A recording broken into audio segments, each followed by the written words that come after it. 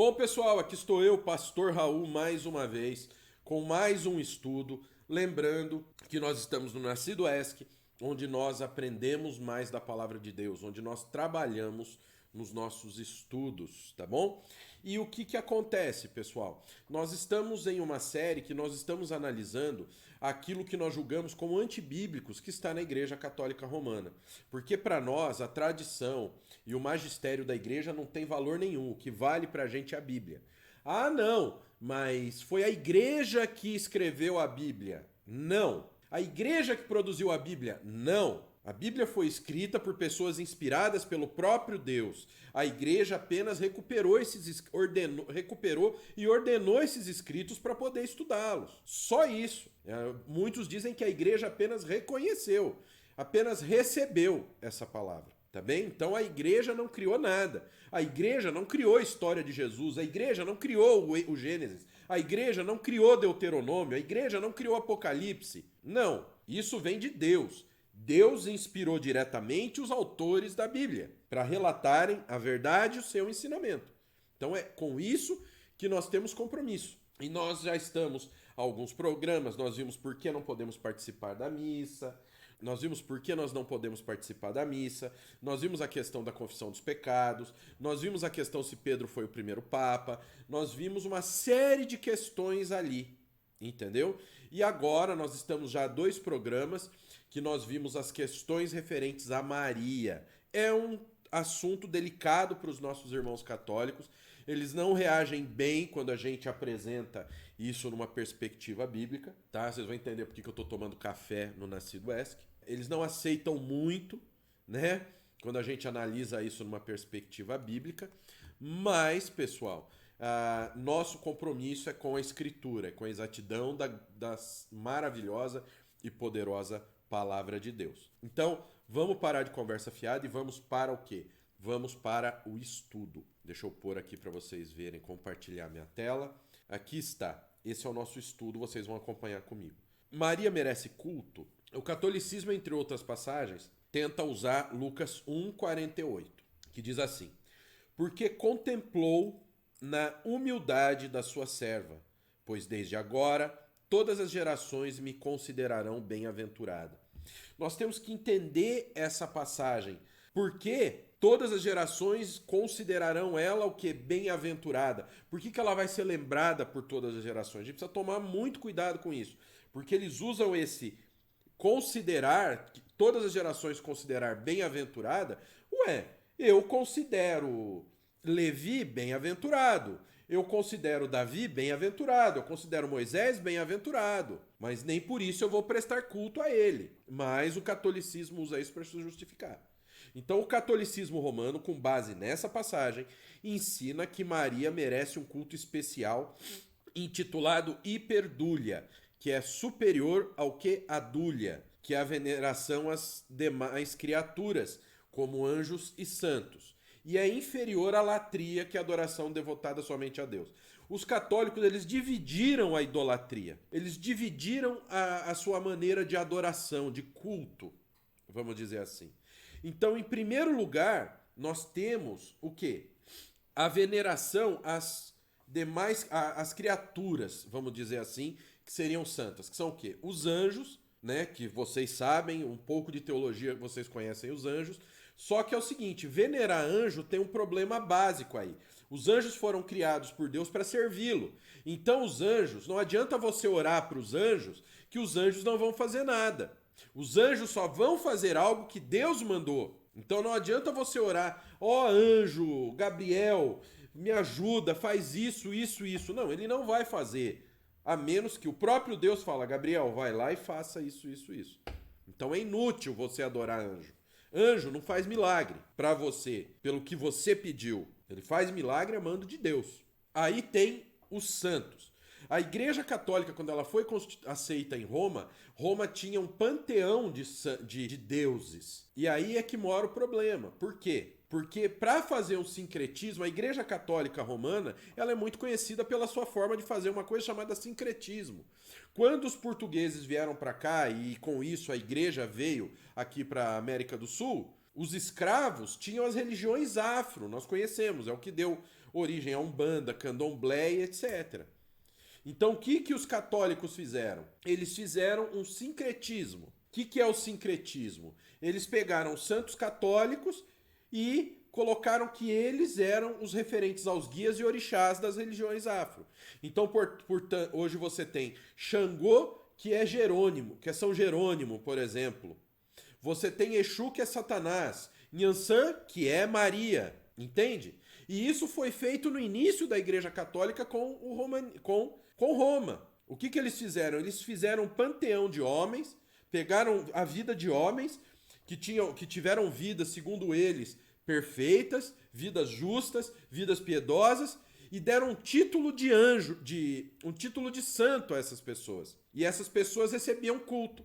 Porque não se esqueça, né? Que o panteão é romano, não lembro se é Zeus. Eu sei que Zeus era grego.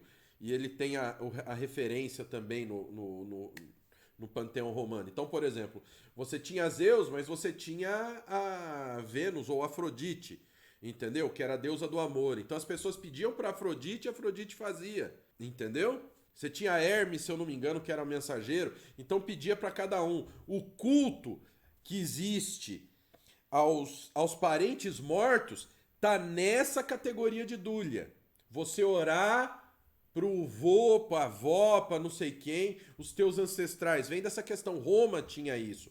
As pessoas tinham os altares particulares. Então a dúlia também vinha nisso. Então pegavam esses santos, entendeu? E os santos recebiam esse tipo de adoração, sim. O católico, ele ora pro santo, ele é devoto do santo, ele não é devoto apenas de Deus, ele é devoto dos santos, sim. A gente não tá nem falando da estátua, mas da pessoa. Esses santos, muitos deles, tiveram uma vida piedosa, tiveram uma vida correta. Por que não? Por que não? Eles tiveram uma vida piedosa. Eu tenho o livro aqui do Joseph Ratzinger, do Bento XVI, que é a Catequese dos Santos. O que eu aprendi com esse livro não está no gibi.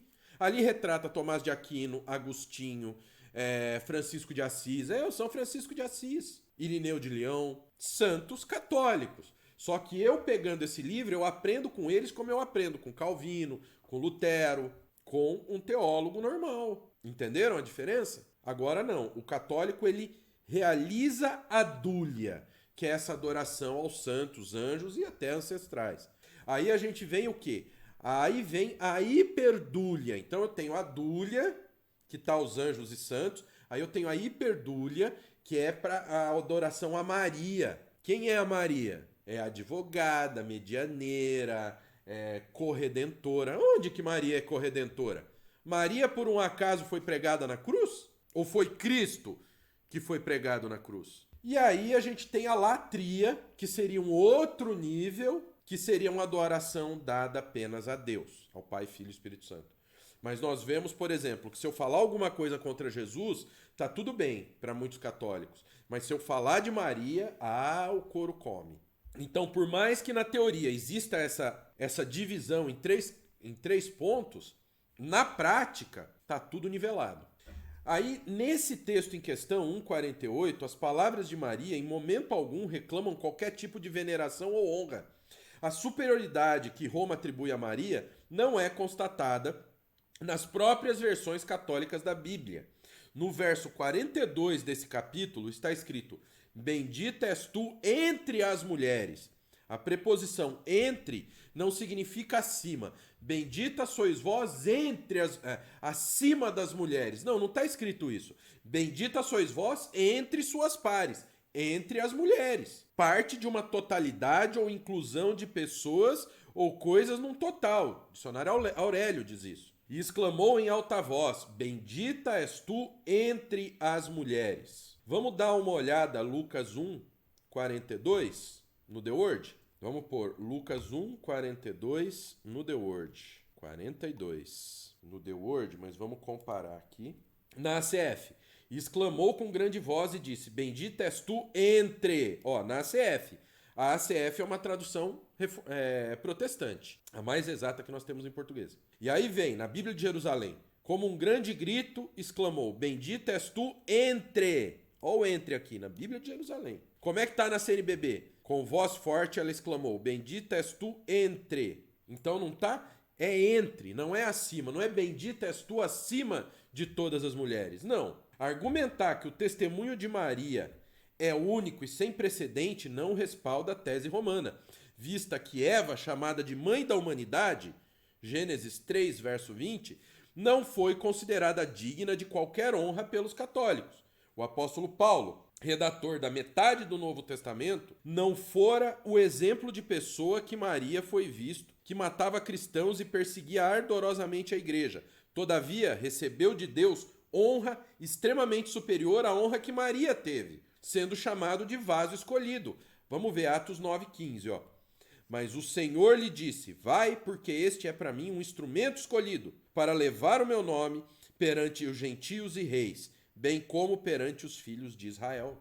Perseguia judeu, matava, perseguia os cristãos, fazia daquilo e mais um pouco. Ele foi chamado de vaso escolhido. E Maria não teve isso. Vaso escolhido. Não foi vaso entre outros vasos.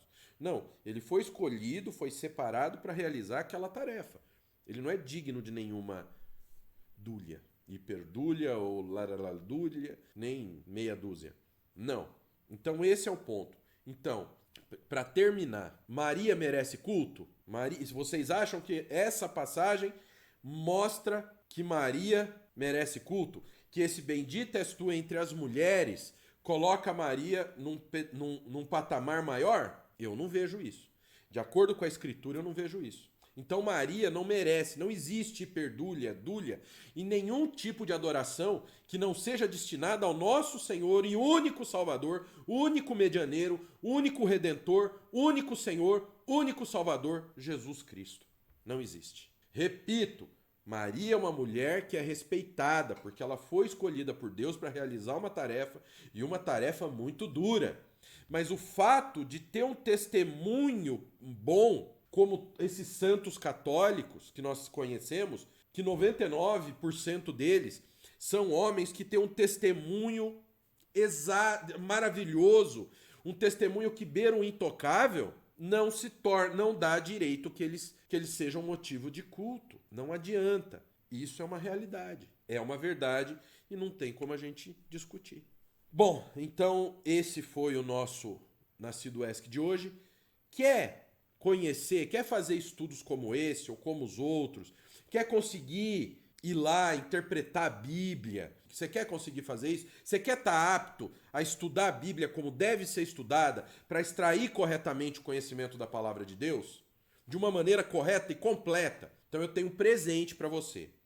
Aqui na descrição tem o link para você se cadastrar em um formulário. Olha que importante. Você vai se cadastrar num formulário para reservar sua vaga no nosso curso grátis de estudo bíblico exaustivo. Ali você vai aprender a fazer um estudo bíblico exaustivo. O que é exaustivo? Profundo, nos mínimos detalhes, extraindo tudo que é possível da Escritura. Você vai aprender a usar comentário bíblico, Bíblia de estudo, quando você usa cada ferramenta. Quando você vai usar um interlinear, grego e hebraico, quando você vai usar um comentário, quando você vai usar um manual bíblico, quando você vai usar um dicionário, quando você deve usar uma Bíblia de estudo, cada recurso para que serve. Você vai aprender onde usar e vai aprender a estruturar esse estudo, a fazer esse estudo de uma forma estruturada, gratuitamente. E esse estudo que resultar do seu trabalho, desse estudo que você vai fazer, ele serve perfeitamente como um sermão para você pregar expositivamente a palavra de Deus. Então, se você tem o sonho de pregar a palavra de Deus, você tem que fazer esse nosso curso. Você tem que fazer esse curso, porque aí você vai conseguir montar estudos bíblicos para ensinar as outras pessoas e cumprir o ID que Cristo tem para a tua vida. Tá bom? Link está aqui na descrição, é um link onde você vai pôr seus dados e vai reservar sua vaga, porque as vagas são limitadas, porque o nosso sistema ele não comporta milhares de alunos. Então, nós teremos apenas algumas vagas para esse curso. Um curso gratuito. Então, que o Pai, o Filho e o Espírito Santo de Deus abençoe a vida de vocês. Até a próxima, em nome de Jesus.